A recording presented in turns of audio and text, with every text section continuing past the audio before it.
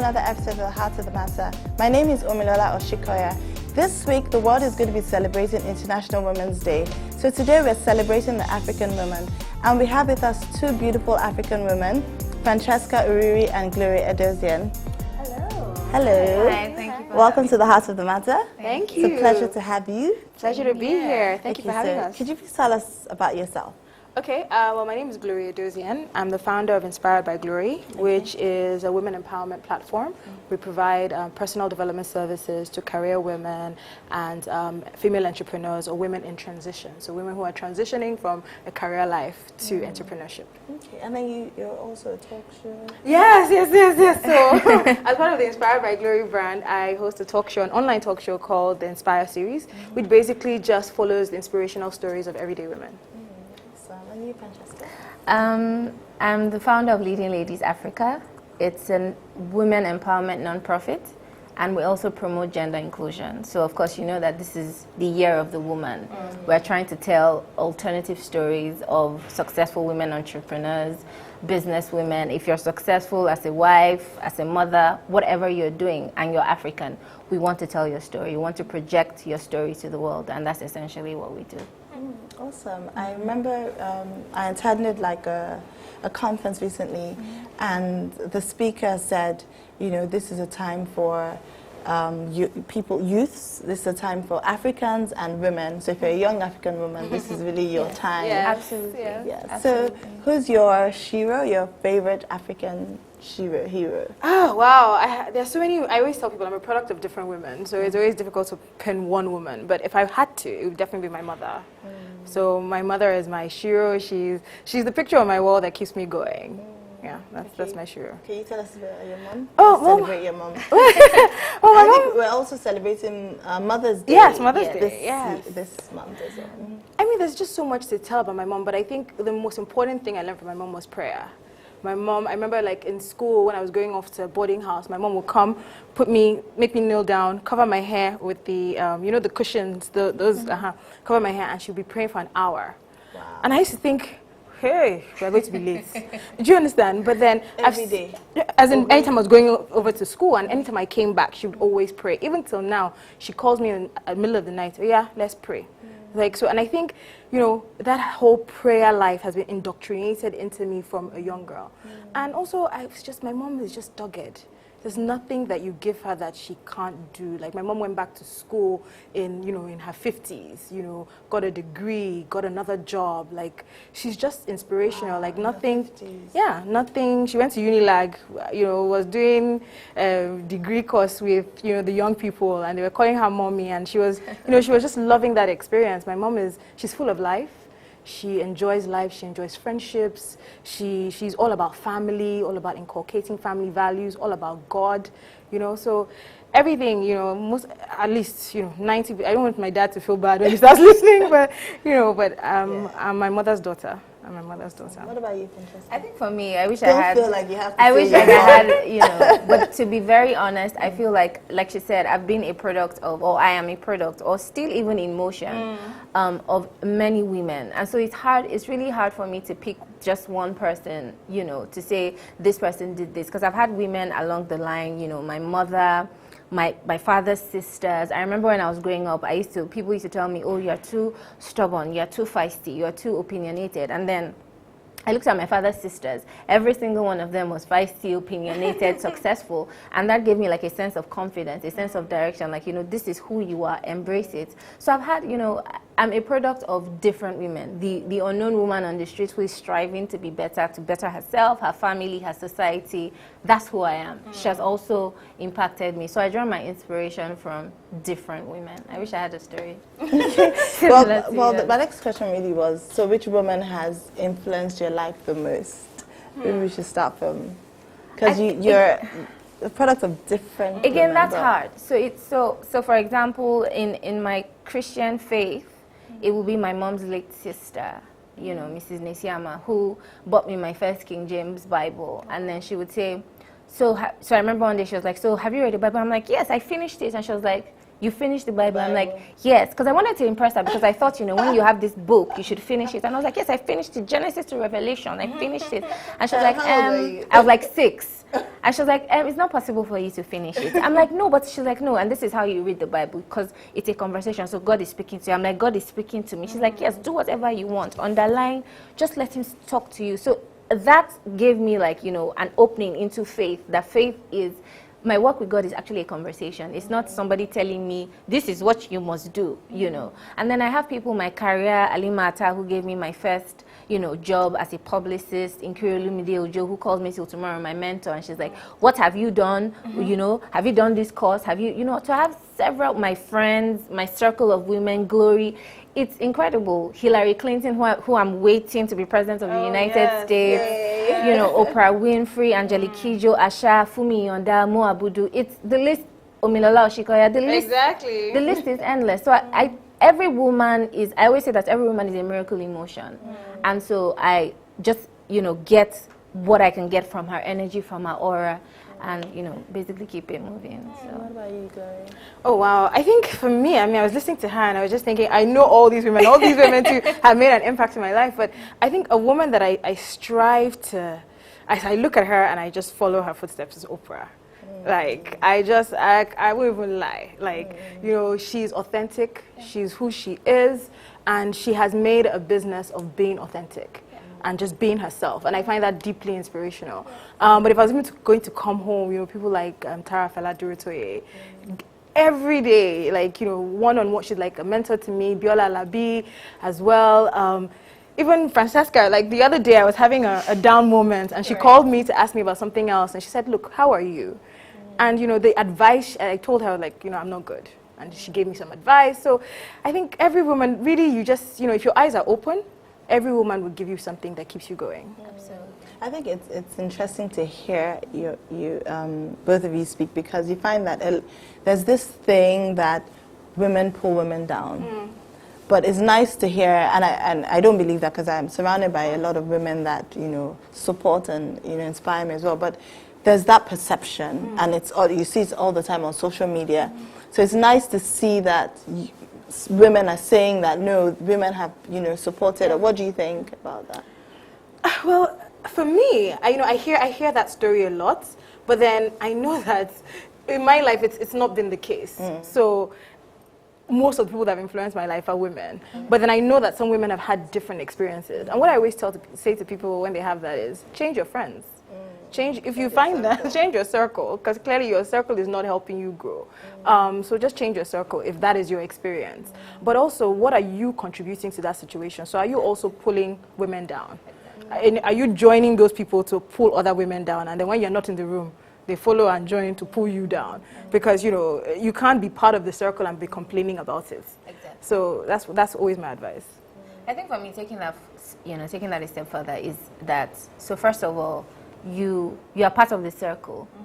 Have you decided that, you know, I'm not going to pull anyone down? And I know that there are some, I've had instances where I have women who, and I think it's a perception we have, we sort of expect every woman to be like an earth mother. Oh, I'm so good, I've opened up my, no, because we have our downtime, we have our down days, we have days where we're not feeling our best. We should understand that, you know, this person isn't perfect. And most importantly, if you get into a situation that is challenging, I've had situations where maybe with a particular female boss or something, I use that, what is the gift I can find in this challenge? What is the gift? What am I supposed to learn? Is this supposed to teach me, you know, obedience? Is this supposed to teach me humility? Is this supposed to teach me patience? Because there's always a lesson. But sometimes we focus on the situation and we lose the lesson. So for me, it's been amazing having all this. Even the ones who have not always been nice to me, there is a lesson there. So at the end of the day, I win. I think it's very important to focus on the lesson and as opposed to focusing on the situation. And I think sometimes, so we're not really good with hearing feedback. I think we're sometimes anyway. So maybe your female boss is giving you feedback, but it's negative, and so immediately you are wounded, and you're looking at the situation, you are nursing your wound. She's just jealous. Exactly. Do you understand? How about you actually look at the feedback she's giving you, or the situation where you are at fault?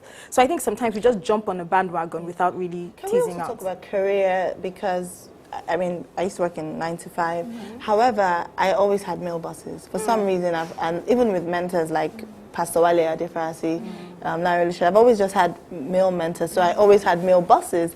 But my other colleagues that had female bosses always just complain, having a female boss is, is it that once a woman feels that it's easier to help someone that is beneath you to bring them up, but then once they feel like there's competition, and I don't know, I've never experienced it, but I'm just talking from feedback from what I hear. So I think for me, there's a little bit of that. So when someone feels like this is competition and this person is competition, then there's a little bit of friction that happens. Women are more territorial in that sense than men. But here's the truth. If someone is your boss, have you given that person the honor that that person is your boss? Like there's no, this is not a competition. This is not a democracy. This is, have you honored the person? And if you investigate, you find that people always say, okay, no, but I also have an MBA, but the person has been there longer than you. There's a reason why they are your boss. So you need to give honor. And I'm not saying that, this is a blanket, this happens to just everyone, but you will see, and I'm using myself as an example, the times that I've had friction, I've had to go back and like, Francesca, this person is your boss. Honor. And then you see that, honor and respect first. And then things start to fall into place. That has been my experience. Because I think in those situations, the only thing you can control is yourself. You have no control on the other person's emotions or the other person. So what you can control is yourself. How are you going to respond to this? How are you contributing to this situation? How do you manage that? So that's what I always say to people. You can't start saying, oh, my boss didn't. What are you doing to fuel the situation? What are you doing to manage the situation? What are you doing to make it better? So I think actually, we need to take a quick break. So we'll continue this conversation after the break. Okay. Viewers, stay tuned. We'll be right back after the break.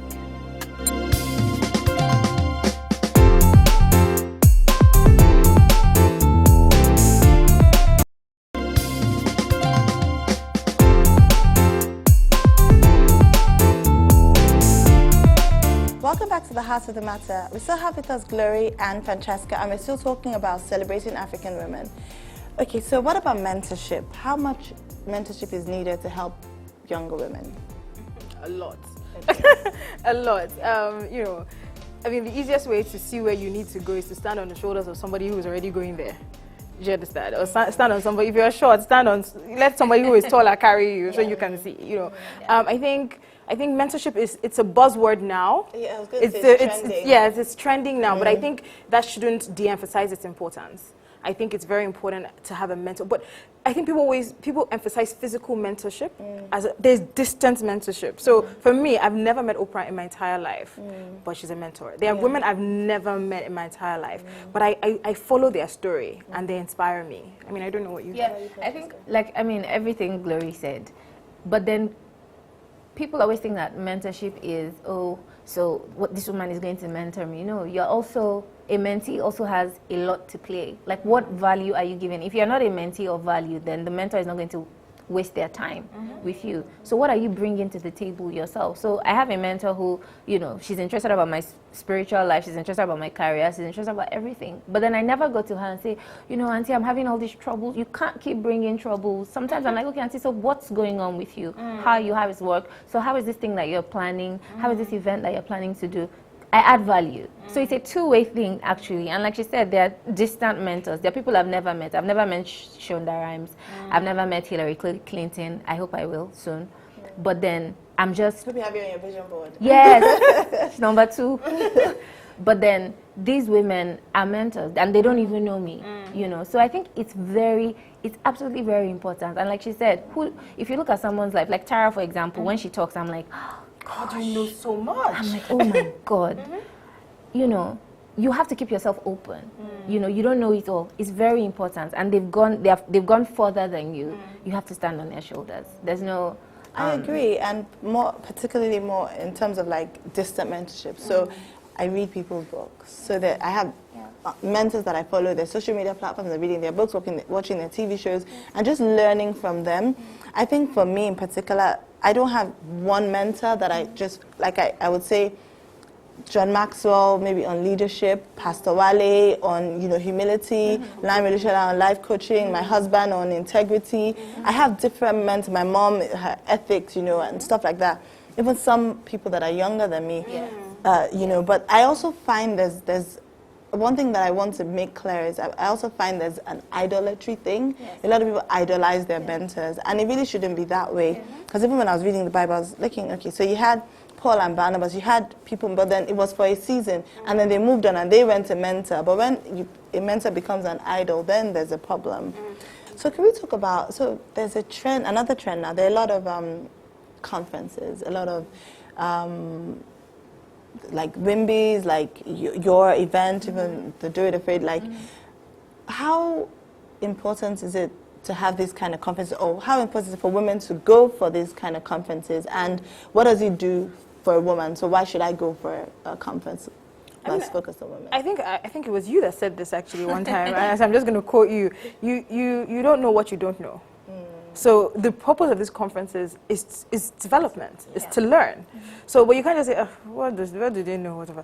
You don't know what you don't know. So until you get there. So for example, I went for a seminar yesterday, and I learned a lot, you know, and I wasn't just sitting in my room thinking, oh, but I already know this topic. No, you don't know what, and I think in Nigeria now we have to, or even globally, we need to start emphasizing personal development. I think we focus so much on competency-based development for your work, but you forget that your work, your career is only a subset of your entire life. And there are so many things about you, so many things that you need to explore about yourself, and you need to develop. I mean, so for example, you listen to women speak, and they have so much gravitas, they have so much to say. How do they become like that? They become like that because they're constantly developing themselves. And that's why these conferences are so important. I mean, for me, it's the more, you know, as many as they can be. Let's get to the point. And I know people are afraid of, oh, how about we get saturated? Let's wait till we get there when we get to that bridge. And like she said, you don't know what you don't know. You go to these conferences, and you see, you become a person of excellence when you don't stop learning. And so even if you attend 900 million conferences, at each one you go, you would learn something.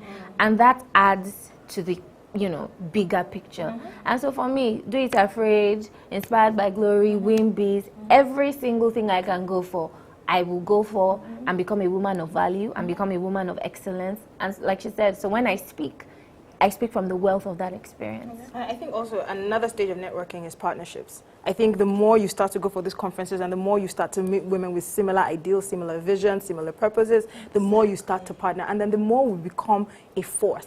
And we're beginning to create things that outlast us. You know, I think that's so important. Realize that you shouldn't be threatened by competition, because you can come together, you can collaborate, come together and become stronger, and then also, as I always say, the sky is big enough for all birds to fly, you know. So, with Inspired by Glory, you've interviewed people. I think while you were also an editor on Bella Niger as well. Who are some of the amazing women you've encountered? What are their stories? That's such a loaded question. I think, it was a 13-episode show, and so I interviewed over 13 women, because some of them were like group conversations. But different women. So Lydia, for example, Lydia was speaking out on purpose, and you know, she taught me the true meaning of success. I think she said her first event, Tara, she had only 6 people, and she felt that it was successful. And you know, by any worldly standard or conventional standard, that is not a successful event. But for her, it was successful because God had told her to do this event, and she had gone ahead and done it, and that was what success was for her. So she taught me how to redefine success for myself. So I mean, they're just was it Nelly who had lost over 25 kg, and for me it was just looking at this woman who, you know, and from there on she's gone on to start a business, a healthy food, and also the Niger brand chick. Exactly. Yes, she's also the Niger brand, and for me it just shows how, you know, there's purpose in pain. So this is somebody who has, you know, suffered about, you know, with maybe self-esteem issues and the way she looked and everything, and now she's used all of that to create something that is, you know, bigger than her. So yeah, and the show is just littered with millions of those kind of women. Yeah. What about you with Leading Ladies Africa? I think I know you interview. There's just, you know, interviewing women who you know, have stories that usually might not make the front page or, you know, or glamorous magazines. So I don't even think I can call a name, to be honest, because I'm just sitting here thinking, which one am I going to start with? Is it Ifoma, Bafunwa? Is it political? Is it? No, because there are so many amazing women doing amazing things. So there's not, and everything about one person stands out to me. Do it afraid. You did it afraid. That stands out because we had that conversation about fear. Like, oh, anyway, I'm afraid, but I'm going to do it anyway. But for me, the most important thing that I've seen with all the women is the underlying theme of faith. Almost all the women I've interviewed recognize that, first of all, this is a calling God has given me. And even though I'm afraid, I'm going to do this thing. And I'm not going to do it wishy-washy. I'm going to be perfect because it's not about me. The vision is bigger than me. And I think that's one thing I've learned with all the women that I've spoken to. It's like, you know what, God gave me this. And you hear some people saying prayers like, you know, God, you're the one that gave me this vision. And so if I get ashamed, it's you that's going to get ashamed. So you have to help me. That humility of letting our dreams go and letting our dreams take flight. That's why I'm in it. Another thing is the death of self. I think sometimes, because you get in the way of God, really. Sometimes he has to just knock you out of the way. So one of the things I've learned from those women is just the death of self. To say, okay, you know what, God, you just take control. And, so that's something I've learned as well. Take another break, so we'll continue after the break. Viewers, we'll be right back after the break. Stay tuned.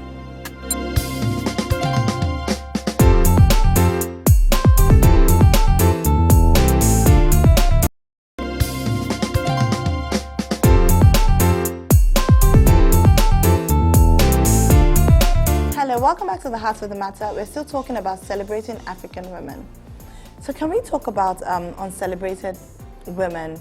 Recently on social media, Olajumoke has been trending, the bread seller who's now a model. But there are many Olajumokes that will never be celebrated.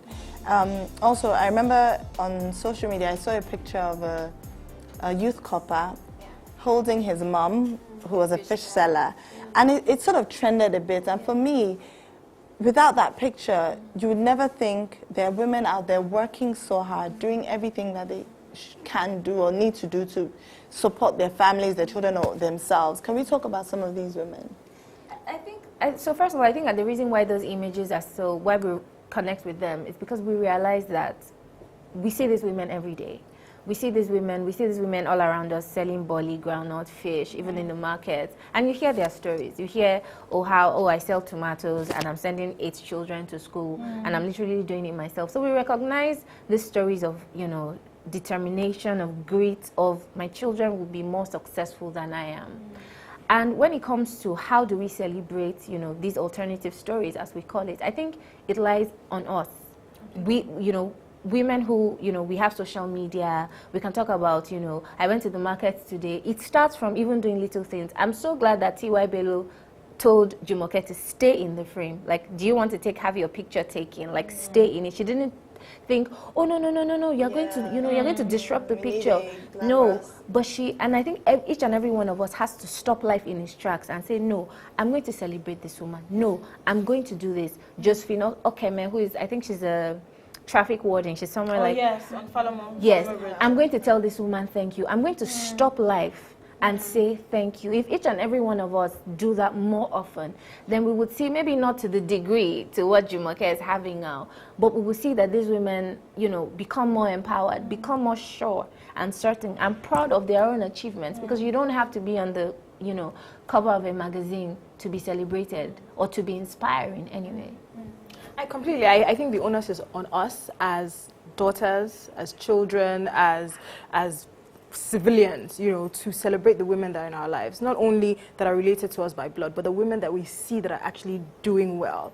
So for me, particularly, I make it a point of duty to always congratulate women that I see that are doing things, because sometimes women, we don't even know our own worth. We don't even know that we are making an impact. So I would tell Omilola, oh my God, I love the way you present the show. I love what you do with your brand. I love this.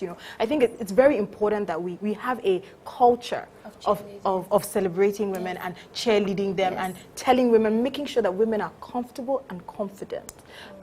So for example, I love the story of the fish seller, and I love what the son did, celebrating his mom. I wish we wouldn't just do that on Mother's Day. I wish it would be a culture where we are, instead of putting our mothers down or, having conversations that, create strife between both sexes, why don't we have a culture that actually celebrates women? I completely agree with you. The onus is on us. Okay, so this week, International Women's Day, there's going to be a lot of press, a lot of people doing different things. What do you think organizations can do to ensure women succeed in the workplace? I mean, for me, you know, I think Especially this week. I think it's really about changing the culture and mindset in organizations. So for me, because I've interviewed quite a lot of women, one thing women struggle with, especially career women, is balance. So how am I progressing my career or my business and still taking care of the home front? And as an interviewer, you're constantly asking that question, how do you achieve balance? And it's getting a bit repetitive. What I really would like to see is organizations creating spaces for women to actually have that balance. You know, this is based on an organization by organization basis. It's not for me to tell an organization how to do that, but actually calling the women in and saying, okay, how can we create balance for you so that you don't feel guilty as a mother, guilty as a woman who rightly wants to pursue her career. So for me, those are the kind of conversations I think organizations should be having. I don't know what you think. I think that for me, coming from, even personally, like you have organizations that don't have, there's not an atmosphere that is conducive for women. It's just not conducive. So I think the first step is, instead of saying, oh, it's Women's Day, okay, hang a pink ribbon here or put that nice plaque. No, how can, like Glory said, how can we make your lives more balanced? How can we make you more fulfilled, as women, as mothers, and as career women? It's not wanting to have it all at once because that's a bit iffy. But you can empower these women. Okay, should I give you, you don't have to come to work every day, really. Let's be honest. You don't literally have to go to work Monday through Friday. Can you work from home one day? Can you close earlier? Can I extend your maternity leave? Just little things like that, because women carry a lot. We carry a lot of roles. We do a lot of role play. Mother, boss, career woman, auntie, mother, everything. So we need to be able to breathe. Wife, sister, mentor. We need to be able to breathe. So I think, some organizations are also going forward to train women, on your finances, how do you live a balanced life? Take it a step further and actually practicalize things that women can take into their lives and, make valuable output from it. I mean, I know some organizations that have crash facilities, for example, within the company, so it's easier, so things like that. There are other examples, maybe extended maternity leave or, extended working hours or working from home, like she said. But I think it's also very important that you engage women when you're having these conversations, so not top level, top of discussions. Exactly. Exactly. Actually ask them what they want, But I also think that it's not only about organizations. I think even husbands and men, they have to understand that we are now living in very different times. And so actually understanding that as much as we love men and, men are the heads of the household and, they provide for us and we love that about our culture. But we kind of need help in other ways as well. I'm trying to put this as tactfully as I can without seeing us, But, so maybe your wife is running late. There's really nothing wrong in bringing out the egusi from the fridge and warming it. There's nothing wrong in just, boiling some rice if you don't have a cook that can help you do that. But it's nothing wrong in changing a nappy once in a while, because really, when God created us, that was not the specific only duty that we were meant to do, was change nappies. I think it's something that husband and wife can do together. So just realizing how, as a woman now, you're becoming a provider sometimes in your home, and just men now need to just join us a bit on the other side, and realize, yes, exactly. That's the word I was looking for, partnership. And I think that just going further, we need more women. I think Ibuka and Oshika said that in the, TFD series. The more women we have in, high levels of, organizations and multinationals, the more they're going to make decisions that benefit women. So all women who want to go for their career, please go to the highest level, because the more women we have in managerial positions, the more women we have in HR, the more women are making more decisions that benefit women. Can we talk about education? There's so much to talk about. We're running out of time, but can we talk about the importance of education and educating the girl child?